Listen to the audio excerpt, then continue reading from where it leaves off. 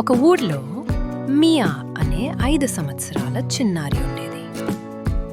ఆమె ఎర్రటి ఫ్రాక్ వేసుకుని పూలతో ఆటలాడటం చాలా ఇష్టపడేది. ఒకరోజు ఉదయం మియా తోటలో నడుస్తుండగా ఒక రంగురంగుల బటర్ఫ్లై కనిపించింది.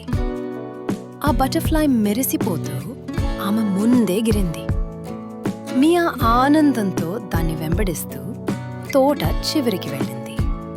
అక్కడ ఆమె ఒక తాడలతో కప్పబడ్డ పాత తలుపు చూసింది. ఆమె తాడలు తొలగించి తలుపు తీయగా లోపల ఒక మాయా తోట కనిపించింది.